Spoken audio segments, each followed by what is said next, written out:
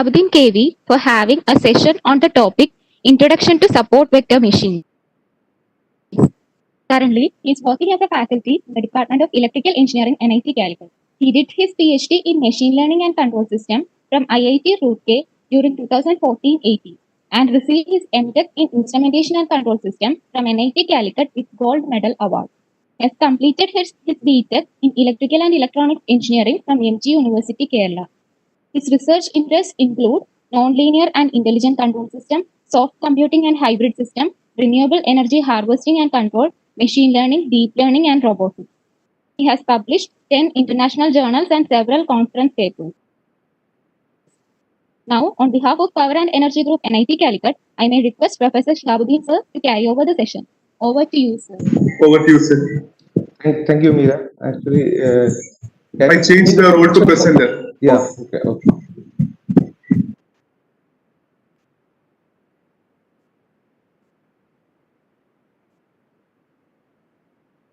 Is it possible to see my screen now? Yes, sir. Yes, sir. Okay. So, very good morning, all of you. I'm here taking a lecture on support vector machine overview. As you know, the support vector machine is one of the important classification algorithm in the field of machine learning. So, and especially it is a supervised learning algorithm which is used for the classification and regression problem. And support vector machine has a lot of application when it's come to the power system, because we know the support vector machine can be applied for the classification and regression. When it is coming to the classification field, the fault identification, fault location identification, then stability classification. These are some of the examples where we can apply the support vector machine in the field of power system. When it's coming to the regression means a function approximation.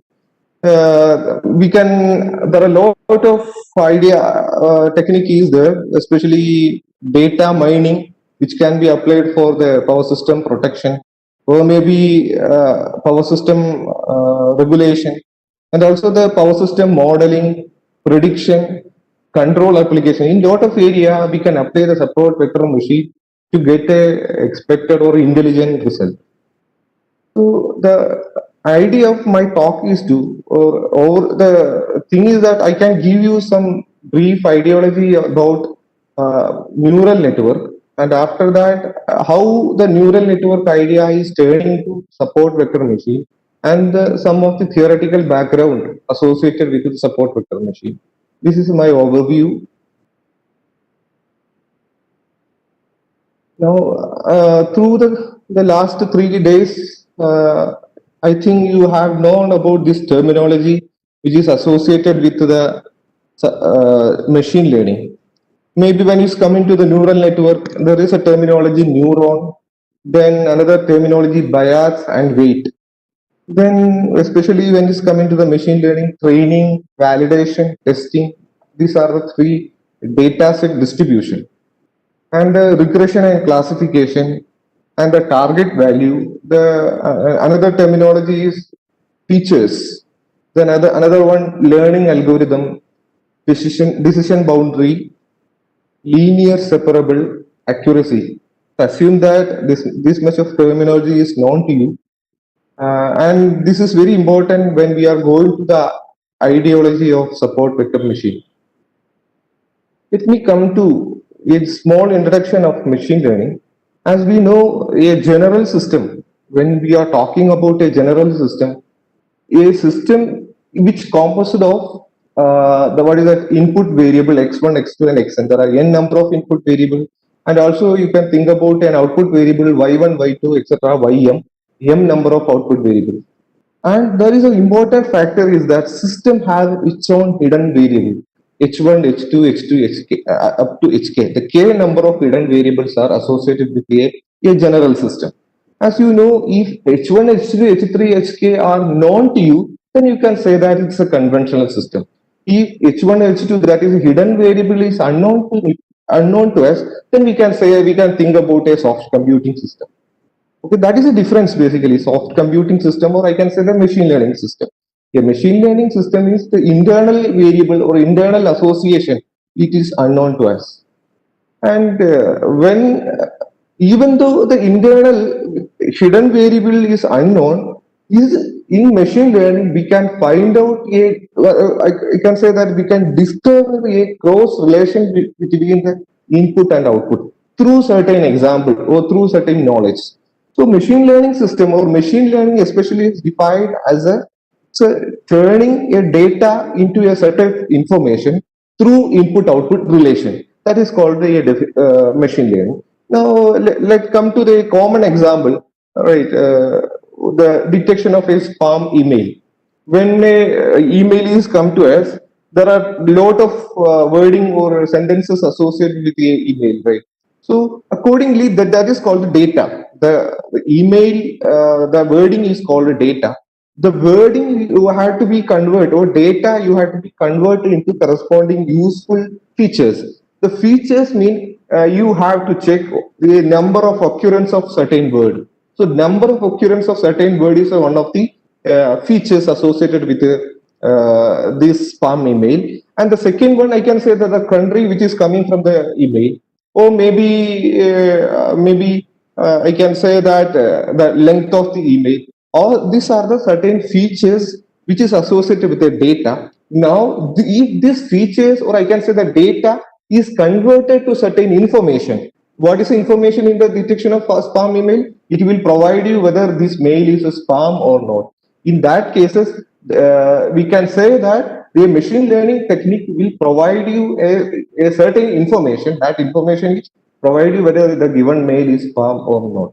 This is one of the simple definition when it's coming to the machine learning. As you know, the machine learning is a composition of a different engineering aspect like statistics, adaptive theory, animal learning, computer science, also economics, evolution. All the things are composed and form a single structure which is called machine learning. And when it's come to the machine learning terminology, these are some commonly used technique, right? Algorithm, artificial intelligence features, instance. These are some commonly used terminology when we are thinking about when you are associated with machine learning. Now, as I told you, machine learning will provide you a complex relationship between the output and input through certain information, right?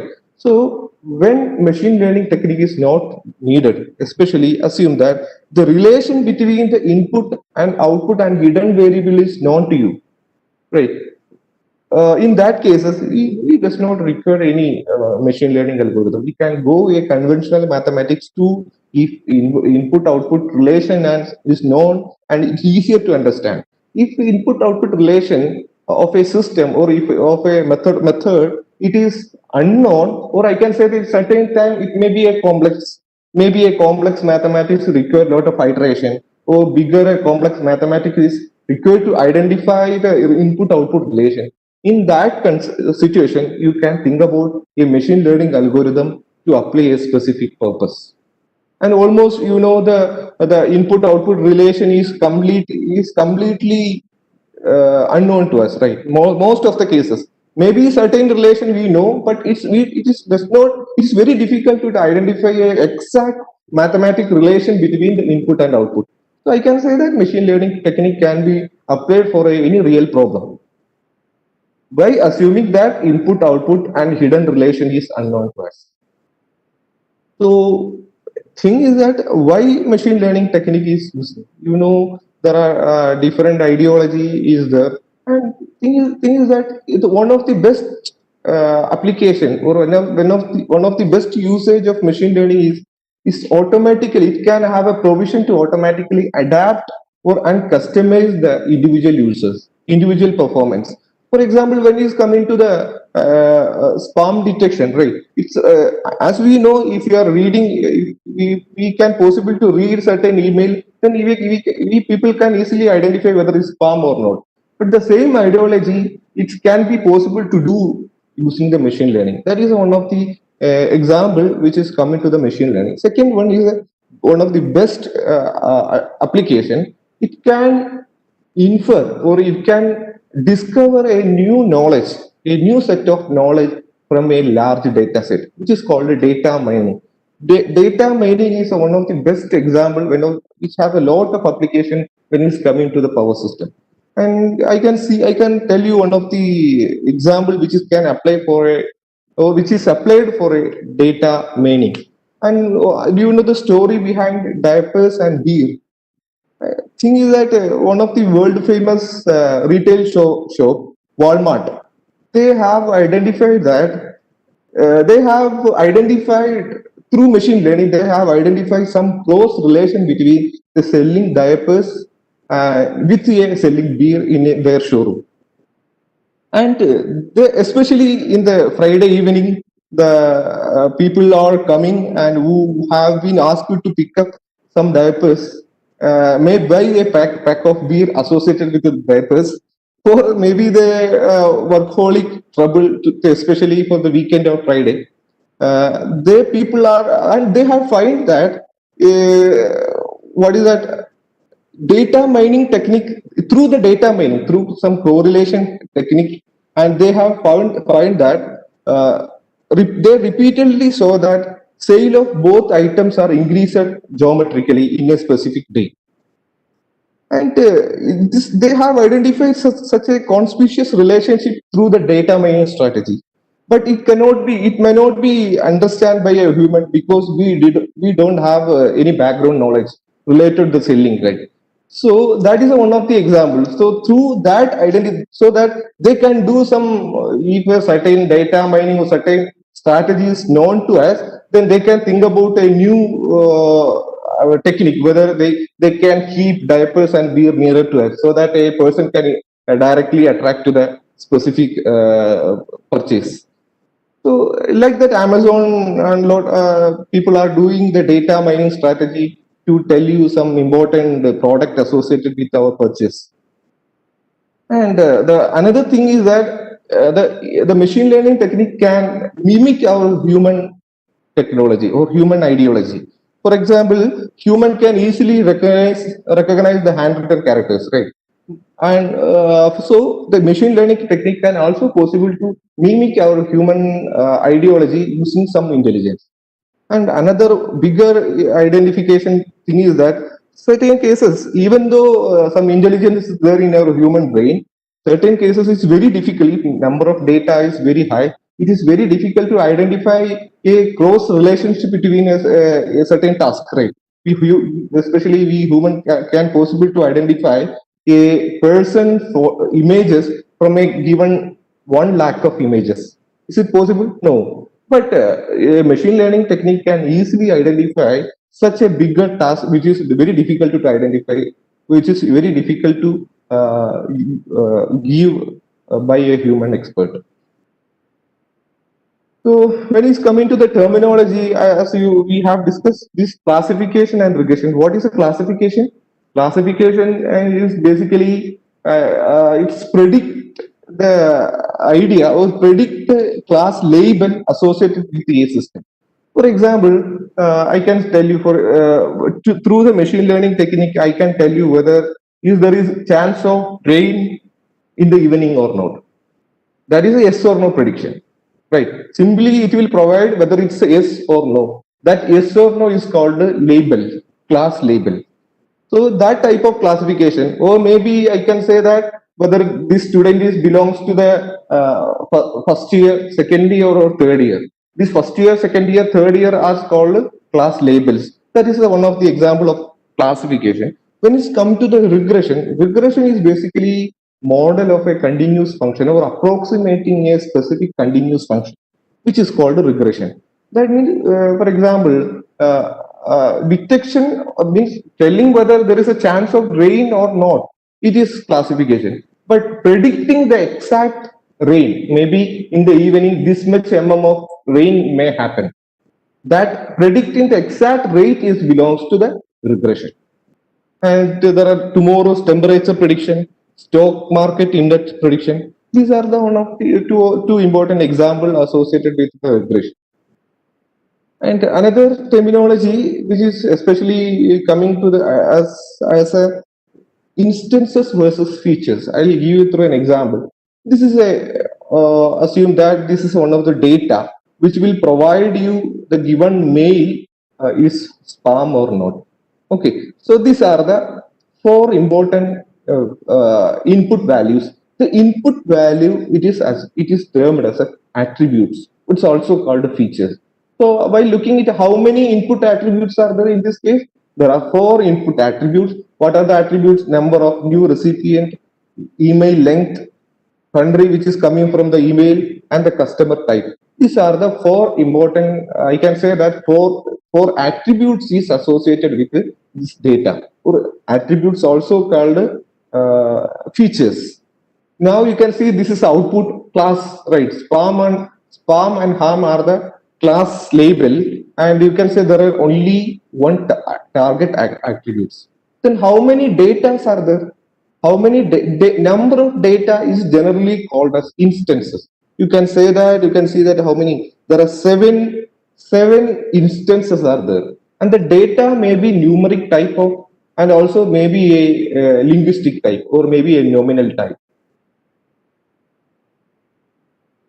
So when it's coming to the learning tech strategy, the learning strategy means we assume that we have chosen a classification model, and we have a set of databases. I can say that we have a set of training set. That training set we are going to pass through a classifier. How to model a system, or how to induce some knowledge into the classifier, which is called learning methodology or learning idea, which is generally what is general back propagation learning algorithm, gradient descent learning algorithm. These are the one of example of learning algorithm associated with a neural network. So when he's coming to this algorithm, genetic algorithm, mutual information, decision tree, and support vector machine, logistic regression, this is some of the learning algorithm which is required, which is terminology associated with the learning algorithm. Now I am coming to the idea of a neural network. The neural network, as you know, normally we people are telling that neural network is approximation of a human brain or a human neuron. But it's not an exact definition associated with the neural network. Artificial neural network, I can say that it's a crude approximation, not even a exact approximation. I can say that it's one of the crude approximation of a artificial human neuron. I can say, sorry, human neuron. Artificial neural network is the crude approximation of a human neuron, where human neuron have a facility or a capability to store certain information and take an action according to the information that is stored. The same ideology we can implement in neural network.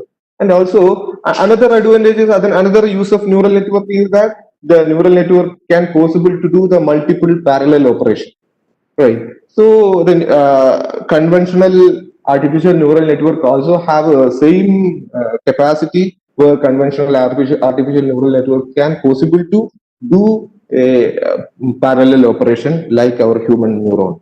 So once again, I can say that a neural network is an oversimplified approximation of our human neuron. Let me come to a neural network ideology through an example. So these are the data set. Where the data set, I can say that there are 8 number of data are there. So I can say that there are 8 examples are there, and there are 2 features. What are the features X1 and X2? Assume that this data is associated with the diabetes problem. And X1, I can say that X1 is a weight by 100 associated with a specific person, and X2 is another features. I can say that you can say the length by 100, or maybe some sort of features.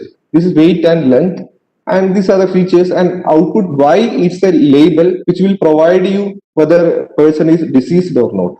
0 means it's not deceased. 1 means the person is deceased.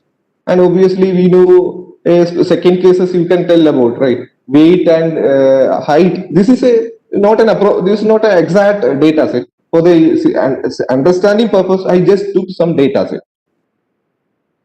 Okay, so You can see there are 8 examples are associated with this one. Now I'm going to plot its structure like this. You can say that plot the structure, the x1 and the x2 are the two features associated with this one, and I am going to plot the corresponding values x1 and x2, and you can see that the zeros are marked by, the zero label is marked by a round, is white color, and the one label is marked by a red color. And you can see that this, so you can see that there is a clear description, clear, we can draw a clear decision boundary between the positive, I can say this is a positive label and this is a negative label. We can draw a clear decision boundary between the positive label and negative label in this case, right? So also we can obtain the mathematical equation associated with this decision boundary. So this is this line which discriminating the positive line and negative line, which is called a decision boundary. And you can also see that decision boundary is a linear. So we can make a relation of this decision boundary. Let me think, that graph equation is x1 plus x2 minus 1.5 is equal to 0 is the equation of a decision boundary, and x1 that means x1 plus x2 is equal to 1.5. Okay, now you can think about a network system which having a two input x1 and x2, which is given to a some. We are going to implement this decision boundary using some network. So what are the input x1 and x2? The x1 and x2 are added together, and what is the multiplication or weight factors associated with x1? It is 1. That 1 is indicated here, and the weight factor associated with the x2 is also 1. That is also indicated here, which is then added here. So this summation, output of the summation block is x1 plus x2. Now there is a term which is called associated this one minus 1.5. The minus 1.5 here we are integrating that is in the form of a function. This is called a threshold function, where the threshold value is theta is equal to, it can generally indicate as theta is equal to 1.5. So what will be the output? The output is that this function is basically step function with a delayed. This is a representation of our threshold. That means a delayed step function. That means if the sum value that means x1 plus x2 is greater than this threshold theta, then output will be 1. If x1 plus x2 is less than theta, then output will be 0, right? That is a representation of a neural network. So what are the terminology, or what are the structures associated with a neural network? Neural network have a certain input and output, and it have a weight factor 1, and there is a summation factor, and there is a you can say that there is an activation function which is called a threshold activation function, and after that will provide you output. So this network structure will exactly represent this classification strategy, right? If let me assume a example, the first case. What is that? 0.7 and 0.7. Here the 0.7 and 0.7, and which is added together, the adding value is 1.5. 1.4, right? 1.5 is obviously is less than 1.5, so output will be 0. So the first thing is okay. Then second case, the first input is 0.8, the second input is 0.9. 0.8 plus 0.9, it is actually 1. How much? This 1.7. If 1.7 is greater than 1.5, so output will become 1. So this strategy is possible, and this is a structure. You can think, instead of this threshold activation function, you can think about a term bias. A bias having input as 1, and the corresponding weight associated with bias is minus 1.5. Okay, so this boundary is generally is called decision boundary. Now you can think about an approximation of general representation of this boundary. Let's assume that this weight is weight vector W. This weight, there are this weight is indicated as W1, and this weight is indicated as W2. So total weight is in the form of a vectorial representation. It is W1, W2. Okay, transpose. And this is a representation. Now there is a bias. Bias is indicated as B. So how this decision boundary can be represented in this form? You can represent this 1 1 into 1 1 transform into x1 comma x1 x2 minus 1.5 equal to 0. That means a decision boundary generally can be represented as W transpose x plus B equal to 0, where W's indicate the weight of the neural network, X indicate the input of the neural network, B indicate the bias of the neural network. So this is the equation of a decision boundary. Now, as we know, the bigger the terminology of neural network is not required, since in this case, especially in this case, because it is a linear decision boundary. A simple mathematics, we can using simple mathematics, we can discriminate the positive value and negative value, right? But when it's coming to a complicated surface, let's assume that a XOR problem, a conventional XOR problem, you know, this is a XOR gate. There are the two input is there, X1 and X2. Or I can say that this is X1 or this is X2. There are two input for the XOR gate, and this is 0 0 case. 0 0 case output is 0, and 1 1 case also output is 0. And here this is 1 1 and this is 1 1 case. Sorry, 1 0 case and this is 0 1 case. All these cases output become 1. Is it possible to draw a decision, a linear decision boundary which can possible to discriminate the positive classes or negative class? No, we cannot possibly to draw a single decision boundary. Maybe you can draw two decision boundaries. Otherwise, we cannot possibly to draw a single linear decision boundary. Maybe you can draw a decision surface like this. Maybe this is one of the decision surface which can discriminate the positive classes and negative classes. Okay, so in this case, now the neural network become more complex. We cannot possibly to implement such a single input-output neural network. You can think about one more hidden layer, one more layer. You can think about one more layer in such cases which can possible to draw, which can possible to make a complicated decision boundary, or I can say that non-linear decision boundary. So this is an example where neural network can be used for this one hidden layer, right? This is the input case and this is the output case, and where the input is connected to a hidden layer, and this is a classification. This is a calculation it is doing. Input is connected to the first hidden layer. It will provide you an output, and after that, input is connected to second hidden layer. Also, it will provide an output. After that, each output will be come to the hidden the output layer. This will be summed together. Will provide the thing.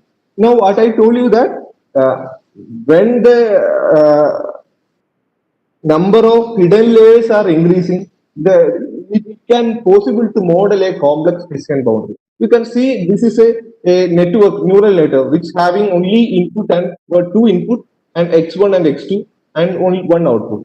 So this is a neural network having two input and one output. It can possible to model only a single decision boundary, a linear decision boundary. This is a linear, right?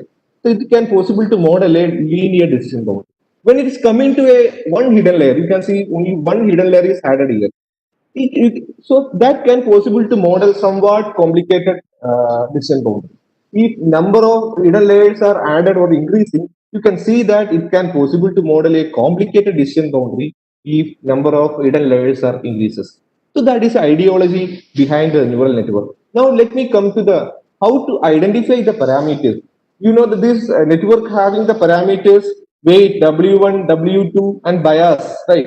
A network having lot of parameters. And when it's coming to the hidden layer, there also hidden layer also its own weight and bias. How to identify or how to find out the optimal value of this weight and bias so that our exact maybe our exact matching of input output can do.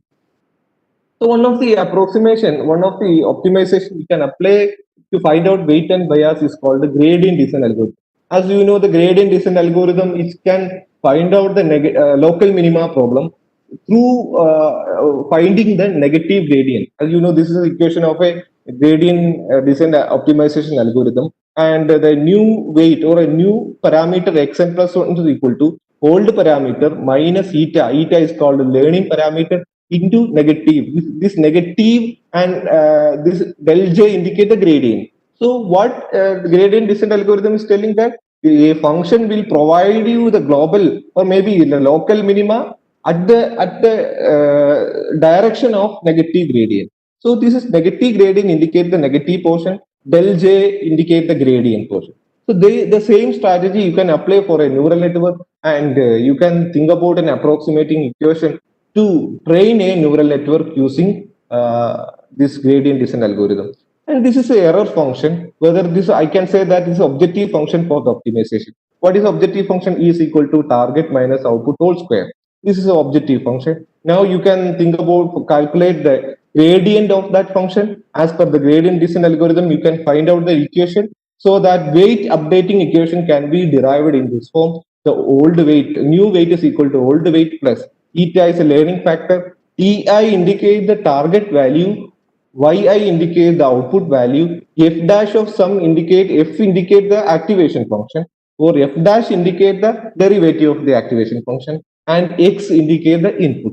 So using this equation, we can update the learning weight and bias of a given neural network. But you can see to train a neural network, we require the target value. Now, when it's coming to a hidden layer network, we know the target value. This output T1 and T2 are the target value, so that we can update this weight. What about this weight? What about the weight between the input layer and hidden layers? Because we don't know the target value associated with each hidden layer.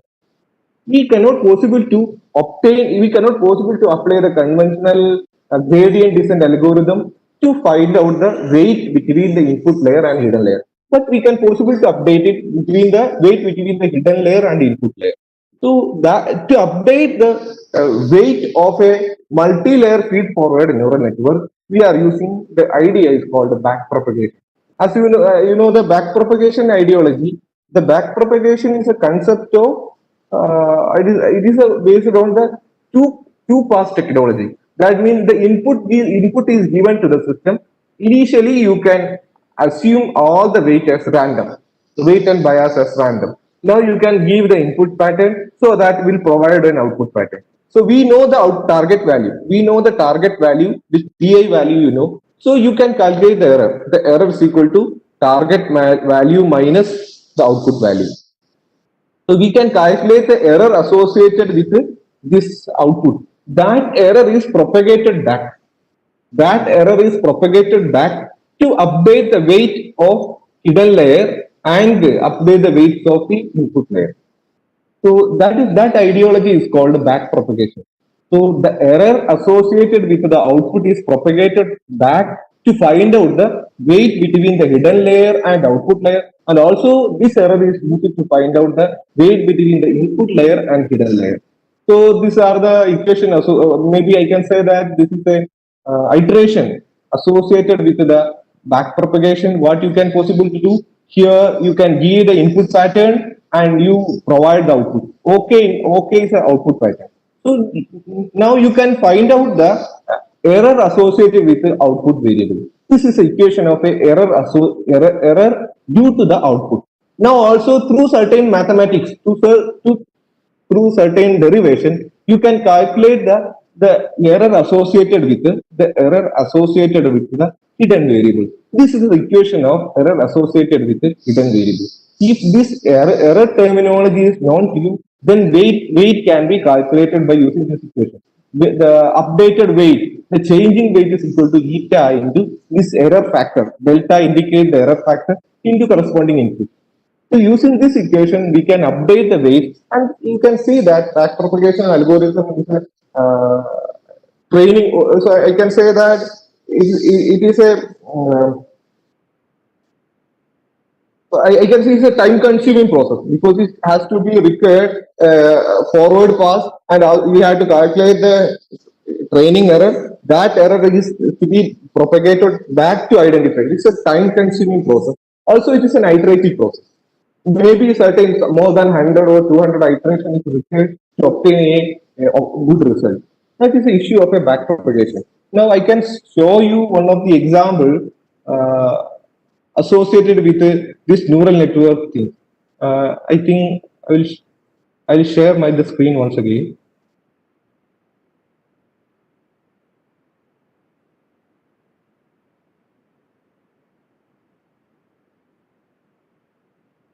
Yeah, this is one of neural network easily toolbox. I can say that easily approximation toolbox, which is provided by the TensorFlow. So you can see that this is a data set I'm using. This data set, you can see that this is a positive sample, this is a positive sample and negative sample. Our aim is to make a draw a decision surface, which may be linear or non-linear. Using neural network, we had to identify a decision surface. So this is a simple case. How many input are there? There are two input in this case. There are positive label and negative label and two classification problem. Now I just connected two input x1 and x2 and only input to the output. Only input is there, output, no hidden layer. I'm going to train the neural network. You can see the training epochs and the learning rate. Activation function I'm using TANH, and this is the training losses, and you can see that this white line indicate the decision surface. So since this is a linear classification, a single single input output neural network can easily discriminate the positive samples and negative samples.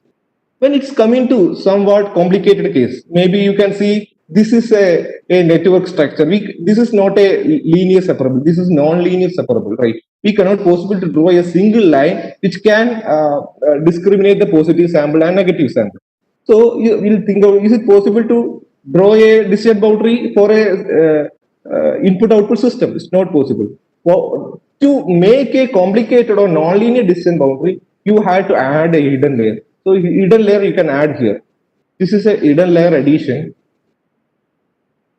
I have added two hidden layers. Maybe I can add one more hidden layer. Each hidden layers have two neurons. I'm going to train. This is a training network. Still, it is it is very difficult to identify, right? Because you can see this is a positive class, but in the positive class, some negative data sets are available. Maybe you can try to add more neurons on the hidden layer, and you can try to incorporate one.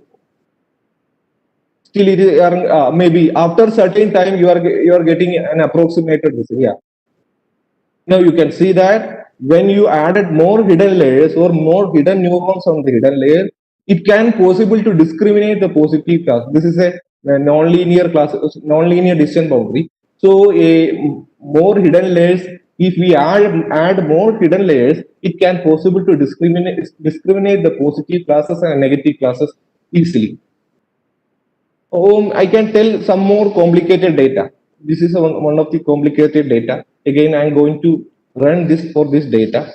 Yeah, you can see that it can possible to discriminate the positive classes and negative classes easily using by adding the hidden layers.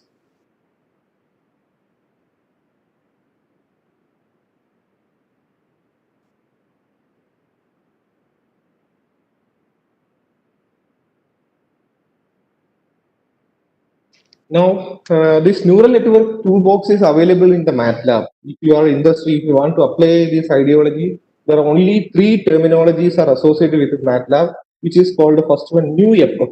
New FF will create you in MATLAB. These are the three commands which can be do neural network ideology using the neural network toolbox. Maybe you can go through this what is a command in MATLAB so that you can identify more detail about that. So there are three terminology or three command associated with MATLAB. New FF will create a initial neural network. The second command is train. The train command will provide you training the neural network, and also the sim. Third command is sim. Sim will provide simulate after the training. If a testing data is given to you, then it will simulate it. So this three command is used for doing the neural network toolbox. Now, if you want to visualize the different graphics tool that we have shown in the previous slide, right? If you want to get some graphics visualization, MATLAB, you can try to find out this command: scatter plot matrix, GP plot matrix. Using this one, you can draw some 3D or 2D structure associated with the network. Now let me come to the support vector machine. Support vector machine is an idea which was implemented by Wapnick. I think in 1963, Wapnick has given the concept of a support vector machine. I can say that this is an extension of a neural network. Support vector machine is an extension of a neural network. But recently, I can say in 1992, this Wapnick also found out the nonlinear support vector machine using the kernel trick. So maybe when it's coming support vector machine in the field of a non-linear data, then the support vector, the idea of support vector machine was used in the research community. That was happened from 1992 onwards. So still the people are widely accepted for this support vector machine for classification and regression. Even though there are a lot of new terminology or new, I can say that new algorithms are available, still it have its own path, its own position for classification and regression. Normally, if you assume that if you have derived a new algorithm for the classification, then what is that? This is support vector machine, one of the standard algorithm where you can compare your algorithm with accuracy with this support vector machine for getting a best accuracy. So the support vector machine is one of the standard algorithm which is especially used for the classification purpose, and also it is extended for the regression purpose. Now let me come into the theoretical idea about the support vector machine. And we have discussed about the neural network, right? What is the ideology of a neural network? Neural network will find you a decision boundary between the positive classes and negative classes, right? How to draw the decision boundary, how to find out the decision boundary. That is an important problem, right? Let me come to you can see this picture. It have a positive classes and negative classes. Okay, so now you can plot a decision boundary like this. This is one of the acceptable decision boundary. And also the second case, this is also a acceptable decision boundary, right? This decision boundary also can discriminate the positive classes and negative classes. That means each decision boundary has its own neural network, right? That means you can create an infinite number of neural networks to classify a problem. That means you can draw an infinite number of decision boundary to classify the positive classes and negative classes. Is it optimal thing? No, right? Because you can see a new cases. For example, this line we are treated as decision boundary. This line we are going to treat as decision boundary. A new class of system is coming. Assume that a new data is came. This is a new data. Actually, it belongs to the negative class. But if we have designed a neural network using this decision boundary, it is wrongly classified. It should be wrongly classified as positive class because it's below the decision boundary. What is the ideology of a neural network? Basically, this is I can say that this is the equation of a decision boundary. What is the equation of decision boundary? W transpose X plus B equal to 0. Right. If this area, it is generally indicated as W transpose X plus B, it is less than 0. And what about this area? This area indicated as W transpose X plus B, it is greater than 0. That means if W transpose X plus B is greater than 0, then it can treat it as a positive sample or maybe negative. This assume this negative sample and this is a positive sample. So if W transpose X plus B is greater than 0, then we can treat it as a positive negative sample. If W transpose X plus B is less than 0, then it is treated as positive sample. This is the ideology of a neural network. Now, as I have treated, there are a lot of decision boundary can plot in this case, right? So if we have chosen this as a decision boundary, there is a chance of misclassification. That means I can say that our decision boundary is not optimal. Now you can think about a ideology or a technique which can possible to maximize the margin between this length. This is a margin, right? You can see these are I am treating this as a positive class. I'm treating this as a positive class. This is a positive class, and this is negative class. Now, this is what I'm planning is that our aim is to maximize this margin. This is a decision surface which is indicated as H1. This is a distant surface. This is another distant surface which is indicated as H2. This is our actual distant surface.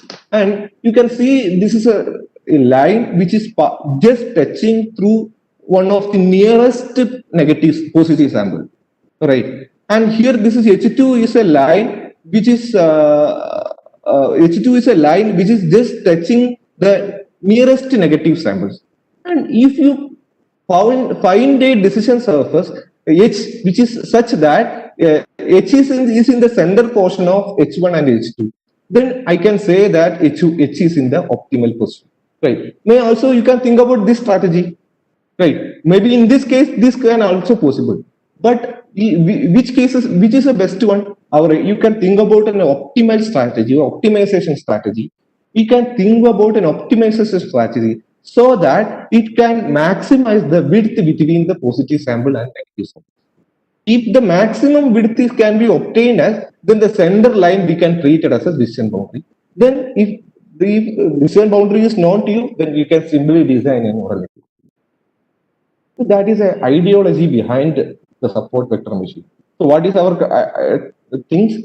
We have to maximize the margin between the positive sample and negative samples through certain optimization strategy. And this corresponding the center line, you can treat it as a final decision boundary. So unlike neural network, this will provide you only one decision boundary which is optimal. That is advantage of a support vector machine compared to a neural network. Now the points which is touching on the surface H1 and H2 is called the support vectors. These points is called the support vectors. Let me come to an example. You can see one of the examples. These are the input data. Maybe I can say 0, 0, and another input. This is X1 and this is X2. Sorry, this is X1, X2, X3, X4. Sorry for that. This X1 is 0, 0, and X2 is 1, 0. In that cases, it is treated as a positive sample. And X1, and this is X3 and X4. This two data is just treated as negative sample. Now, these are the interpretation of the data. You can see this point and this point are the positive sample, and this point and this point are the negative sample. Can you possible to draw this two different line H1 and H2? Yeah, we can possible to draw this line H1 and H2. Also, the central line can also possible. Now you can obtain the equation for H1. H1 is a lower boundary, H2 is an upper boundary, H is a central boundary. Is it possible to make a equation of a H1, H2, H3? Yeah, we can easily make a equation by applying the conventional geometry, right? So you know the equation of a straight line x1 by x1 divided by x intercept plus x2 divided by y intercept is equal to 1. Using that equation, you can create the equation of a hyperplane, and also you can possible to find out the distance between an H1 and H2. Is it possible to identify the distance? Yeah, there is a geometry equation is there. To find out the distance between H1 and H2, you have to get a equation like this, and you will get the distance. You can say that in this problem, the distance between H1 and H2 is 2 by root of 8. The root of 8, you can, this is a distance boundary associated with a central, this surface H, and you can treat this as a neural network. So what are the weight? -2 are the weight. What are the biases? 3 is a bias. Now the distance between H1 and H2 we can treat it as a 2 by mod omega. This is an equation associated with a general decision surface. Let a decision surface H1, and this is an equation. You can see that this is a H1 is a lower boundary, H2 is an upper boundary, and the center boundary is H. It is treated as 2x1 plus 2x2 minus 3 equal to 0. That means the central boundary you can represent it as W transpose X plus B equal to 0, central boundary. Now the upper boundary you can treat 2x1 plus 2x2 minus 3 is equal to plus 1. That means in general case you can treat it as W transpose X plus B is equal to plus 1. If this plus 1 will provide you the positive sample. These are the positive samples and these are the negative samples. And what about the lower distance boundary? Lower distance boundary, you can see W transpose X plus B is equal to minus 1. This is a lower distance boundary. And what is the distance between this H1 and H2? Distance between the H1 and H2 is 2 by mod omega. So now this is a ideology. You can see a support vector machine terminology. You can assume that this is one of the class. I can say that this is a negative class. Class 2 is belongs to positive class, and our aim is to plot H1 and H2. This is the center line is our actual decision boundary is generally indicated as W transpose X plus B equal to 0. The upper decision boundary W transpose X plus B equal to 1, and the lower decision boundary which belongs to the class 1, which is indicated as W transpose X plus B equal to -1, and the distance between the H1 and H2 is 2 by mod omega. Now you can treat an optimization problem. What is an optimization problem here? What is our aim? Our aim is to calculate weight and bias. That is our ultimate aim. Right? Training means our aim is to calculate the weight and bias associated with the neural network. So the optimization problem you can think about in the like that. Find out W and weight and bias such that 2 by mod omega. What is 2 by mod omega? 2 by mod omega is indicate the distance between the positive samples and negative samples. This 2 by mod omega is maximum for every training sample. Xi and Ya indicate the training sample for all training samples such that W transpose X plus B is greater. What is that? W transpose X plus B is greater than 1 for the positive sample. W transpose X plus B is less than 1 for the negative sample. So the positive sample we generally treating as plus 1. Output is this is indicate the positive sample. For negative sample we are treating as Yi. We are treating as Y is equal to -1. This is for the negative sample. So now you can think of a single multiplication problem. Yi into W transpose X plus B greater than or equal to 1. This only one inequality is required. If Wi is -1, then what is that? Automatically this inequality become negative, right? This is less than or equal to will be coming. So here there is a term 2 by mod omega. That 2 by mod omega here, the idea is the maximization, right? But you can think about the minimization strategy where 2 by mod omega we are changing as omega square. That is denominator portion is coming to the numerator, and there is will come omega, but it is easy we can incorporate the norm of the omega square so that it will consider the positive samples and negative samples. So our new aim is to minimize norm of omega square, that is W transpose W, such that for every training sample such that Wi into Ya into W transpose X plus B greater than or equal to 1. This is one objective function associated with the support vector machine. So if an objective function for the optimization is given to you, how to solve the problem? If it is a linear thing, you can easily think about, maybe in the nonlinear case also, you can easily think about the Lagrangian based optimization, right? Constraint minimization with the Lagrangian. So what is the idea of a Lagrangian minimization? Let a scalar constant is given to you. Let assume that J of X is a function to be minimized, and G of X is its constraint. I assume that is a scalar constraint. G of X equal to 0 is a constraint. Now you can form an augmented cost function. Augmented cost function generally is J of X equal to J of X plus lambda into G of X. This lambda is called Lagrangian multiplier. Now you can apply the KKT condition. You can apply the KKT condition for obtaining the what is a full form of KKT condition? KKT condition, it is basically Karush-Kuhn-Tucker condition. Some terminology is there. So apply the KKT condition to obtain a optimal result. Okay, so what is a KKT condition? You have to take the differential of the J of X with respect to X and also with respect to lambda and put that as 0. So you have to calculate dou J by dou X equal to 0 and dou J by dou lambda equal to 0. Then after that you can do the minimization and find out the condition. If it is a vector constant also, if there is, let's assume that our constraint, there are two different constraints is there, then you can think about in the form of a vector, lambda in the form of a vector, and if there are lambda 1 and lambda 2 is there, then you have to calculate the KKT, you have to apply the KKT condition with respect to lambda 1 and lambda 2. Let me come to an example.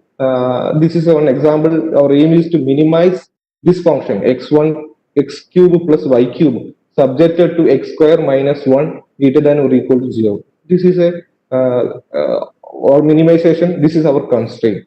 So what we'll do, you generally form a Lagrangian augmented function. What is augmented function? F of x minus lambda into g of x.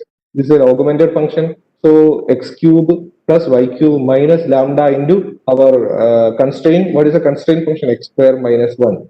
And after that, apply the KKT condition. And after applying this derivative becoming as 0, then you can find out the optimal value. This is optimal value. X is equal to 1, y equal to 0, and the corresponding objective function is become minimum value, f is equal. This is a condition. Then now the next, you can think about another vector condition. There are minimized x cube plus y cube subjected to two different constraints. These are the first constraint and the second constraint.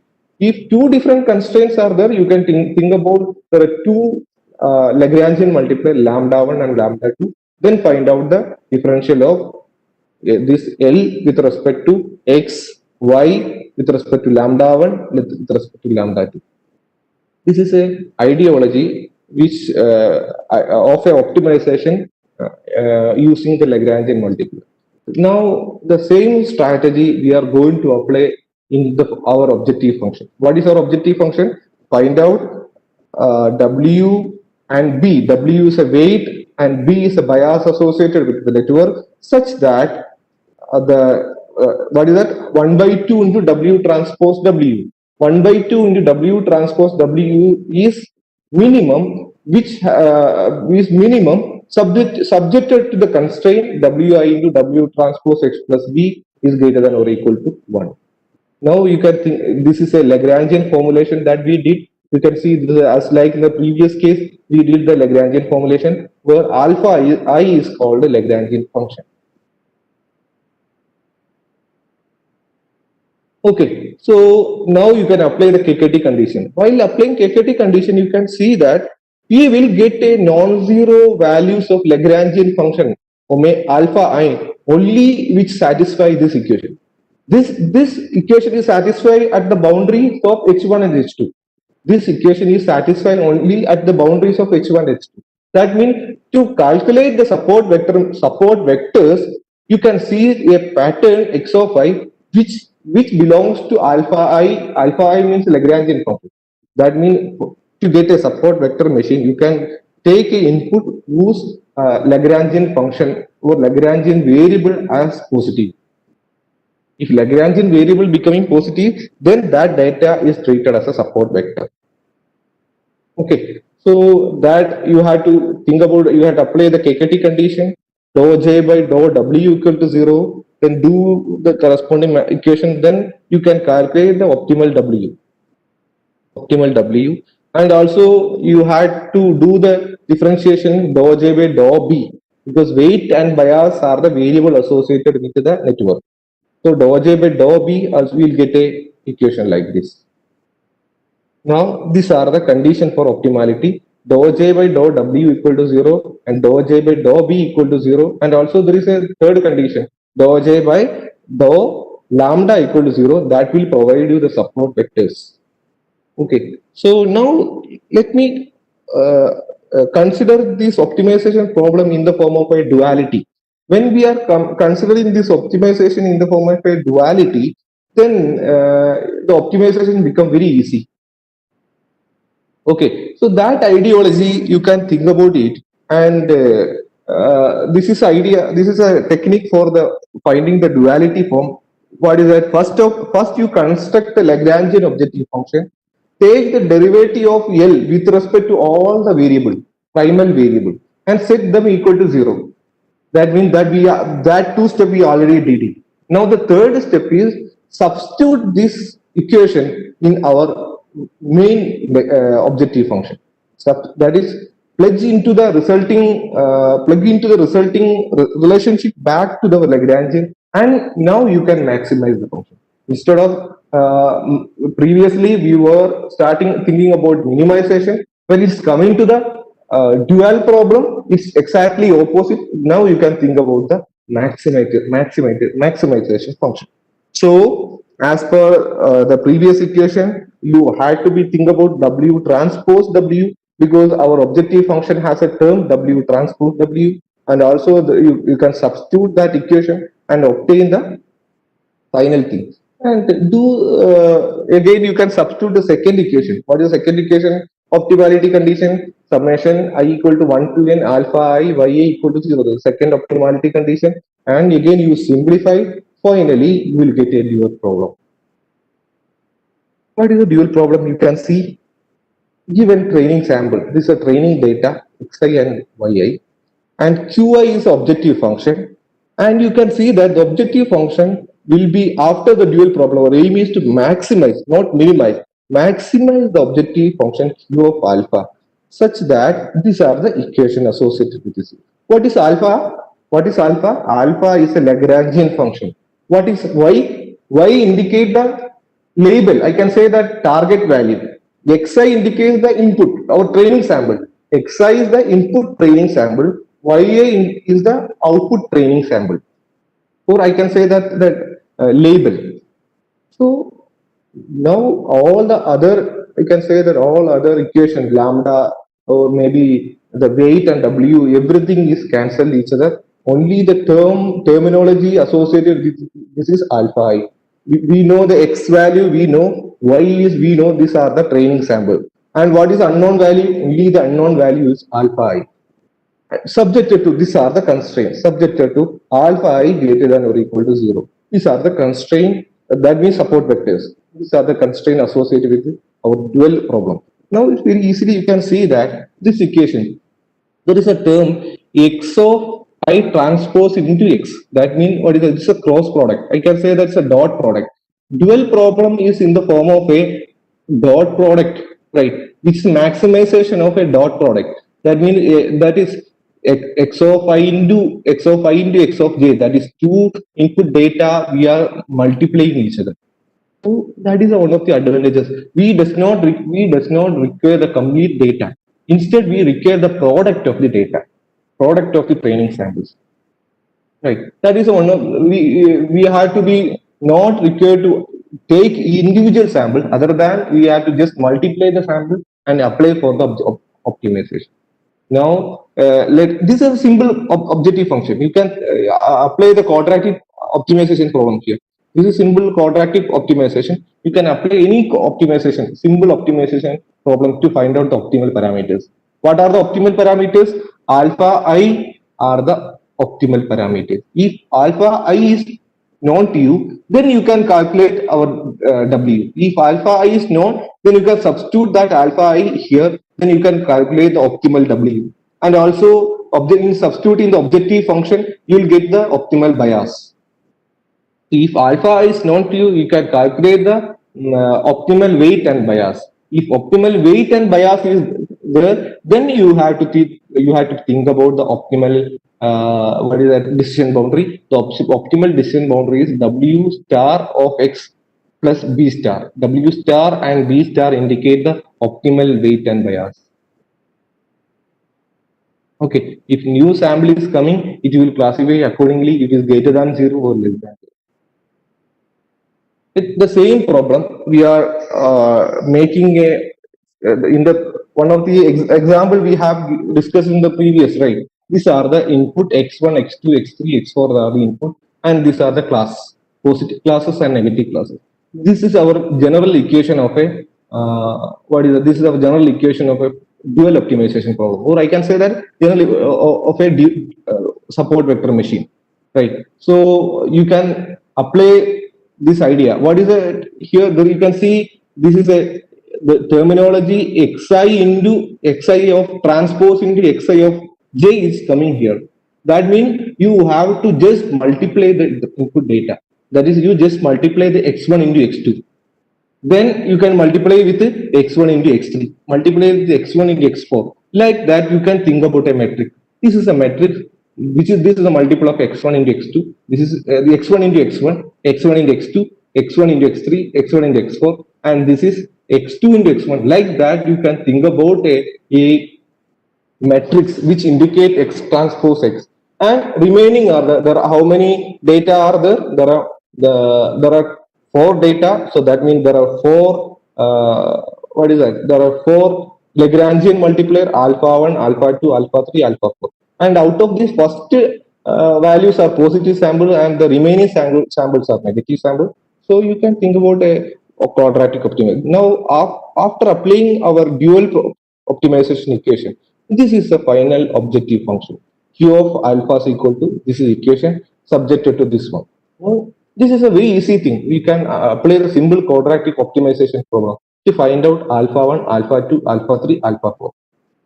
Right. So if alpha 1, alpha 2, alpha 3, and alpha 4 is known to us, then you can substitute that value in the optimal equation of weight and bias. If optimal equation of weight and bias is known, you can apply the concept of W transpose X plus B. If W transpose X plus C, assume that a new data X is clean. A new data indicate X. So you can apply the concept W transpose X plus B, because W and B are already calculated using the Lagrangian function. So if W transpose X plus B is greater than 0, then you can treat that function as a positive class. If W transpose X plus B is less than 0, then you can treat that function as a negative class. I think it's clear to you. The idea of a support vector machine is clear to you. Now let me come to data. I told you most of the data, it is a nonlinear separable case. We have discussed the support vector machine of a linear case only, right? That means we can clearly draw a decision surface. We can clearly draw a decision surface. I can say the linear decision surface which can discriminate the positive classes and negative classes. Okay, now when it's coming to the nonlinear data, nonlinear separable data, this structure is not a straight line. This structure may be a surface. This structure may be a surface. So to accommodate that concept, we are thinking about we had to add a slack variable. The slack variable which indicate the distance between the surface and the decision point. Slack variable eta. Eta I indicate basically it's a training error. It indicate a distance between this distant surface and the nearest positive value. That is indicate the maximum margin. That is penalty, right? So that means if the data can be non-linearly separable in between H1 and H2, that purpose we are adding a terminology eta. So this is the equation. A new objective function, new terminology is coming. Wx plus b greater than 1 for the positive sample, instead of greater than 1 minus eta I, and here minus 1 plus eta I. The two extra terminology is added, which eta is called extra slack variable. So that slack variable is added. Now you can think about a trade-off of this misclassification, because this is a nonlinear decision boundary. We are going to make a nonlinear surface. There are a lot of if you approximate it as a linear thing, there is a chance of misclassification, right? So you have to consider some penalties associated with the misclassification. Once again here eta is associated with the training error or error between the surface, right? So now you can think about this objective function, that is minimize omega square, minimize half of omega square. That is our actual objective function.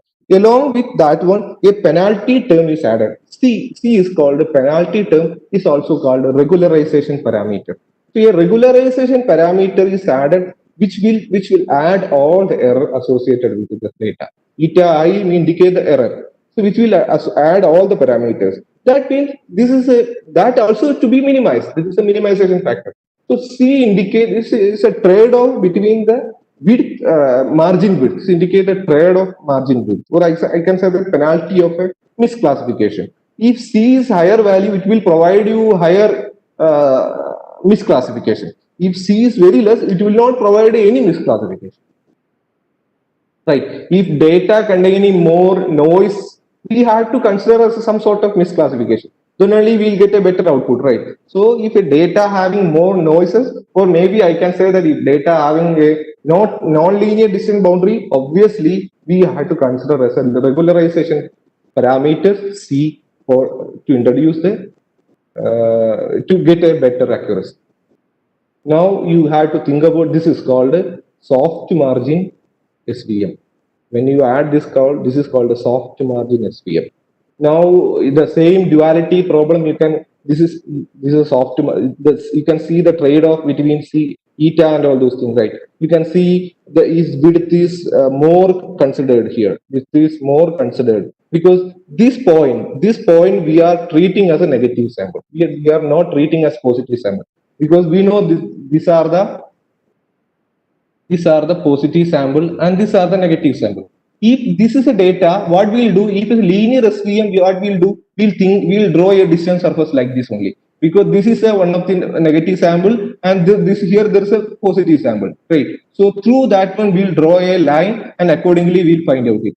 But actually this may be a noise. This data may be a noise.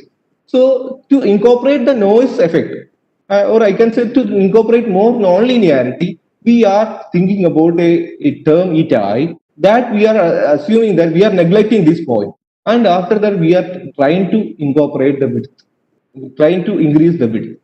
That is a concept. That idea is called regularization. So that is called a soft margin SVM. When we consider all the data points, then it's called a hard margin SVM. So like we did in the previous case, we have to find out the same equation, right? This is a half omega mod omega square plus c into, this is a regularization term. Now this is the equation associated with the constraint. These are the constraint equation. You added the constraint equation, and like that you form a Lagrangian function. You apply the KKT condition. Dou j by dou w equal to 0, dou j by dou eta equal to 0, dou j by dou b equal to 0, and also dou j by dou alpha equal to 0. You apply all the terminologies and find out the dual problem. This is a dual problem, and you can see that the dual problem is exactly equivalent to the previous dual problem. Only difference is that the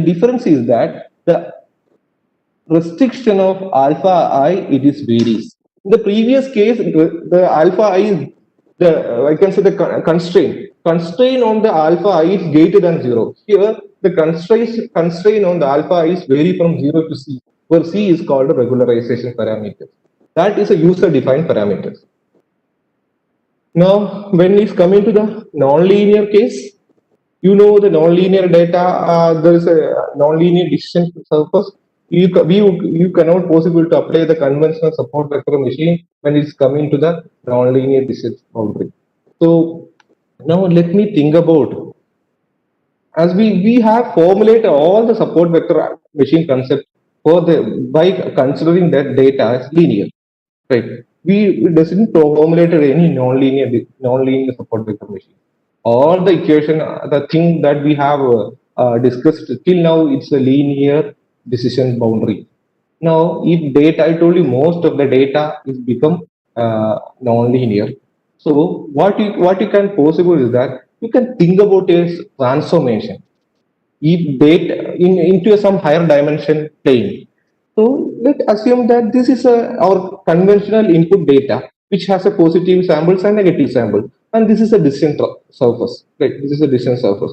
You can transform this data into some other plane using some transformation function phi of x. The transformation using some transformation function, you can convert the nonlinear data into a linear decision boundary surface. In this new surface, the data become linearly separable. Now you can apply the SVM technology in this data other than here.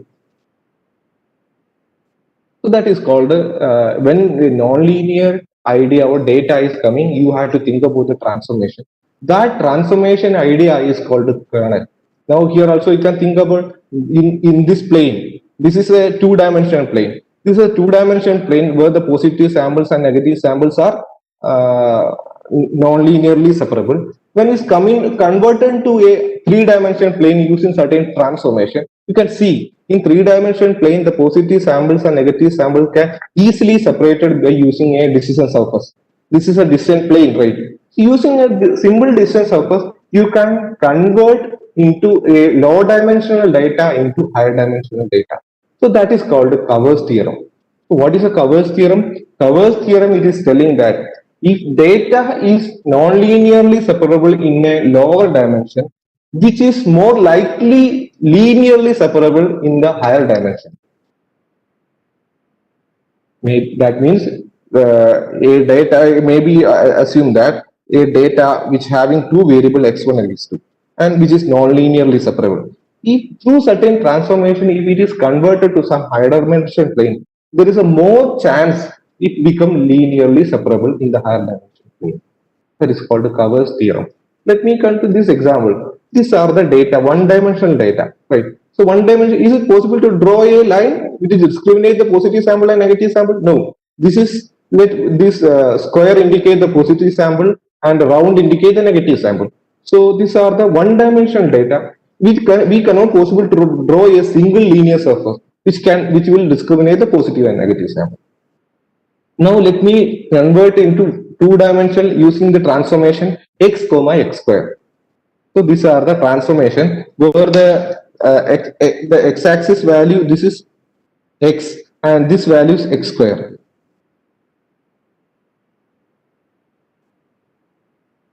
Okay, so this is a higher dimension. This is a one-dimensional data which is converted to higher second two-dimensional data. You can think about. So what is this data? -3 and 9, right? -3 x is -3 y is -3 square 9. So this data like this is the first data. The second data -2 4. This is the second one, and the third this data 3 9 and 3 9. This one this is also 5 10. These are the positive data and negative data 0 0, then 1 1 and also 2 4. Right. These are the higher dimension plane. So clearly you can see that the positive samples and negative sample can separate using a single linear decision boundary. So this is the idea of a Covers theorem. So you can apply this Covers theorem concept for converting a lower dimension plane to higher dimension plane. Then you can find out you can apply the SVM, our conventional SVM. That is ideology. Now this is what we have did in this case. This normally x is our data. Normally x is our data, which is transferred to a higher dimension place phi of x. This is a transformation equation. So x is transformed to higher dimension. So our objective function will be changes. All the x values will be changes to phi of x. What is our objective function? New objective function, minimize half omega square plus c into summation eta I subjected to ya into w transpose x. Instead of x, what we are doing generally, what is that? Ya into w. For a linear case, w transpose x plus b is greater than or equal to 1 minus eta I. This is general case. This x is transferred to phi of x. Where phi of x is a transforming function which is in the higher dimension plane.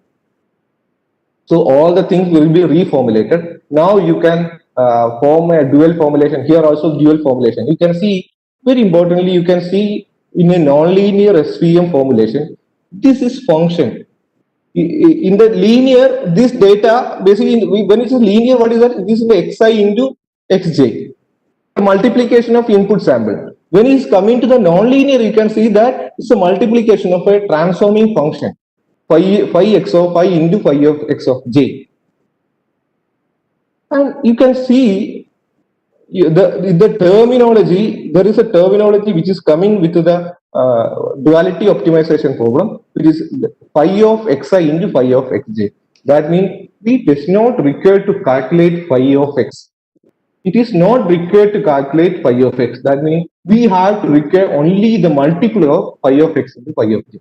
If this is known to you, if phi of x into phi of xj is known to you, that is enough to design a SVM.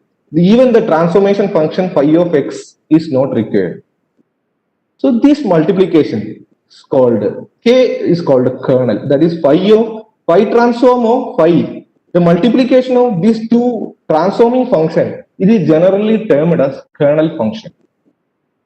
So you can think about this kernel function is one of the important function, and which is especially used for nonlinear SVM. Kernel function is basically multiplication of a transformation equation. And let me think about a data. For example, you can think about a data x1, x2, and y1, y2, two input and two output. This is a two input system, right? And we are going to transform into higher dimension plane. That transformation function which is in the three-dimensional plane. You can see what is a transformation equation? X1 square root 2 x1 into x2 square. This is a transformation equation, right? That transformation equation which is multiplied together, you'll get a simple function. So kernel function, it is very simple function, but you can say that this transformation equation will be a complicated thing, but the final kernel function will be a simple thing. And also another example, let me take a kernel as 1 plus x transpose x2 whole square. Its transformation equation is very bigger equation. Sorry, its phi of x is very bigger. That means it's a 6-dimension plane. This is a 6-dimension. Phi of x is a 6-dimension plane, which is very complicated. But when you multiply these two and take a kernel, it's very simple thing. 1 plus x transpose x whole square.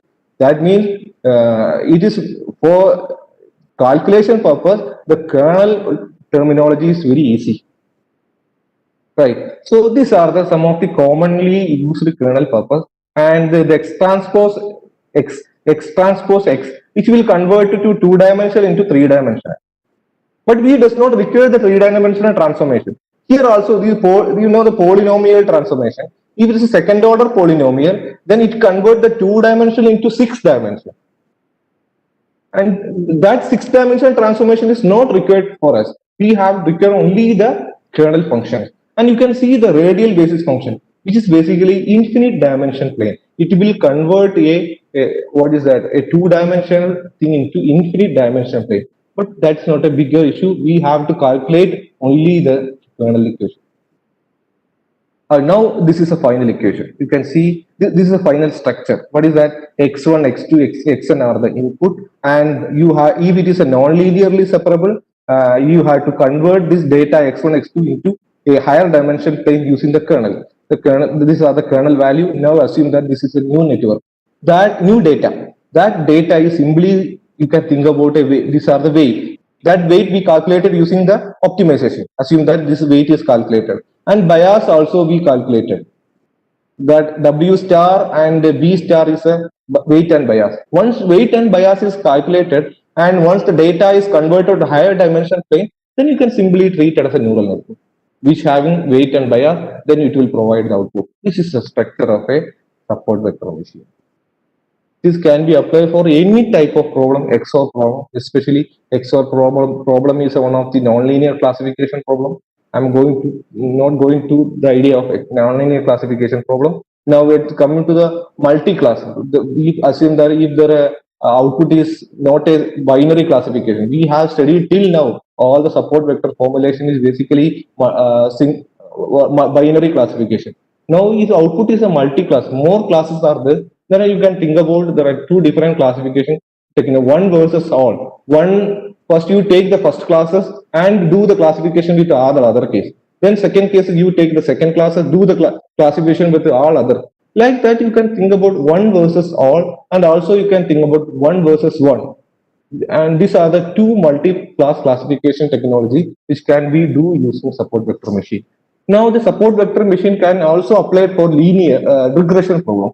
And using some E-sensitive loss function eta, E-sensitive loss function eta, you can think about what is our aim basically. Our aim is to find out the maximum hyperplane, right? And also you can think about some boundary which will provide the distance between this is h1, this is h2, and this is h.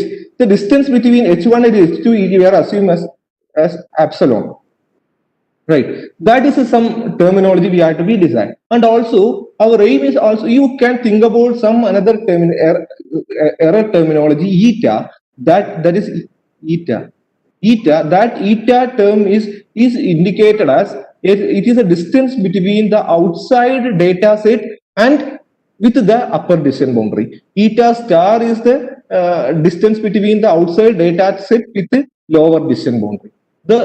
Our aim is to convert all the data set into corresponding inside decision boundary.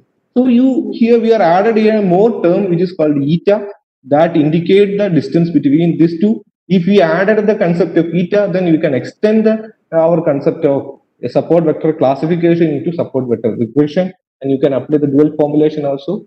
And there are two different important support vector. Extended version is the least square support vector machine and proximal support vector machine. Those who are interested, you can go through the corresponding lectures.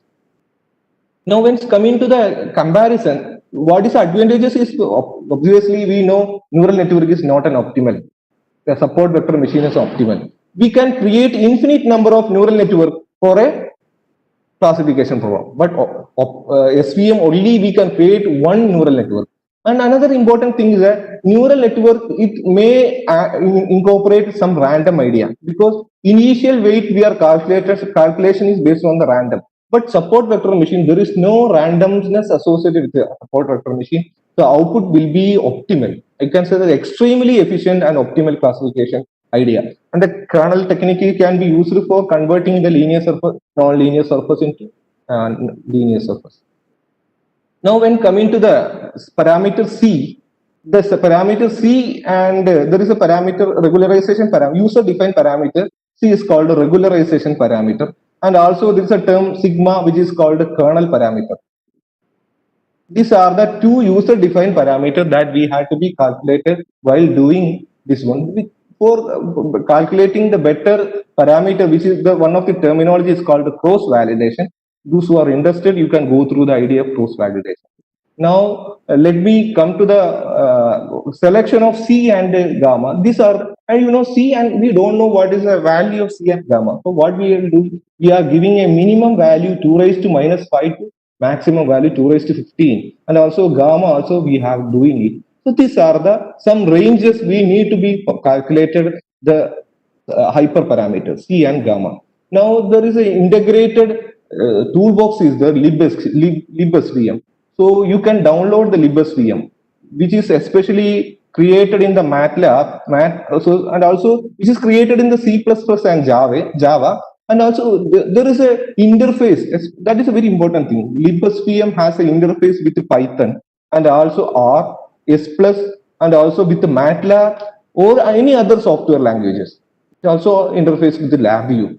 That is a very important toolbox which can be applied. You people can download for applying a support vector machine. And those who are interested in the MATLAB, the libsvm and with the MATLAB interface is available. And also in the recent MATLAB toolbox, I think from 2019 onwards, it is not required to download the libsvm. The MATLAB itself have its own toolbox. These are the two coding or two command associated to train the support vector machine.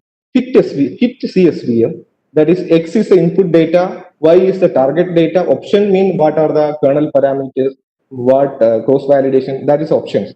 So you after the training model will be generated. Now using the command predict, you can that model you can give it, and X is what is X is the training data, or maybe X is the testing data. That testing data you can produce that label. Same thing you can, this is a classification boundary. This is very easier code, right? You can see this is a code for the training, and this is a predict for the testing, and also you can plot the decision boundary. This is the equation for decision boundary, and you can see the decision boundary is plotted. Those who are interested to download any data set, you can go through the UCA repository. Those who want to apply certain classification or regression problem using the machine learning, you can go through these are the data set. Mainly just UCA repository contains a lot of data set. This is also another data set. So a lot of image data, power system data, power system fault detection. If you want to apply power system fault detection data is available in the UCA repository. You can. This is a first page of user repository where there is a search link is there. You can simply search it what data you require. That through simple search you will get the data associated with this one. Then you can apply your own algorithm to it. Also, Kaggle, UCI, ImageNet. This ImageNet, MNIST, all those things are associated with images. Thank you once. Thank you all. These are the some concept associated with the support vector machine, and I hope I have covered. Maybe there are a lot of other support vector machine is there. Maybe proximal support vector machine, linear support. Least square support vector machine. There are a lot of support vector machine concepts are available. But I have just given the concept of a simple support vector machine, linear support vector machine with soft margin, and also the non-linear support vector machine. I think it may be useful for you for your research purpose. And also, I have given the link for the deep SVM software. The MATLAB toolbox also available. Those who want to apply those who are interested to get this one, what is that? Those who interested to do this support vector machine in Python, there are different toolboxes are there. If you can download PyTorch or TensorFlow, in the PyTorch and TensorFlow or scikit-learn, and all the cases the corresponding Python code associated with SVM is available. Also, those who want to work on Python code, you can simply download. You can simply take Google Colab. Google Colab is one of the open source software online platform. You can code all your coding through online, and the running purpose also online, which is provided by Google. That's all. If you have a question, then you can ask. Thank you, sir. Any queries from the participant side?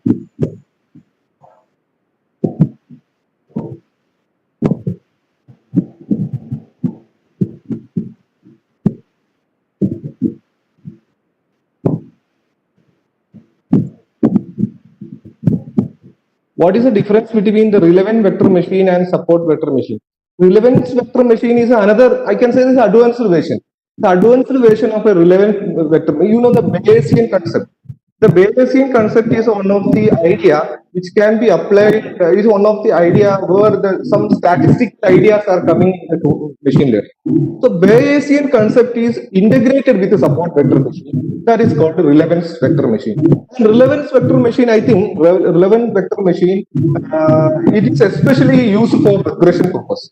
If obviously relevant vector machine will provide you better result when compared with the support vector machine when it's coming to the regression problem, but it's not sure about the classification problem.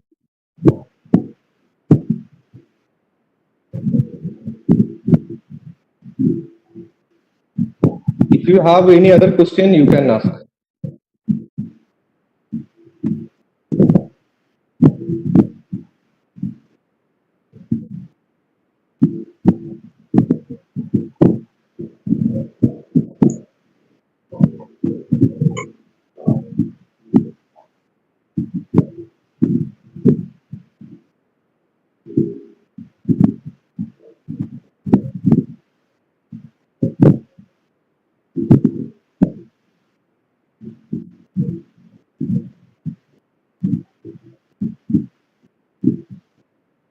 Okay, thank you, Deepak sir, for providing me the chance for the presentation.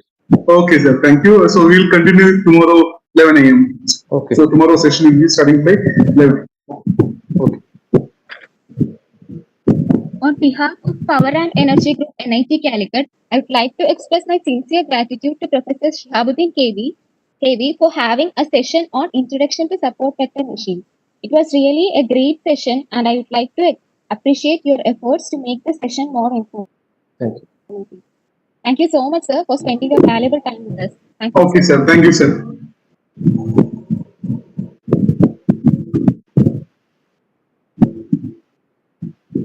Thank you, sir. Welcome. Thank you all. Oh. So poll is open. You can mark your attendance.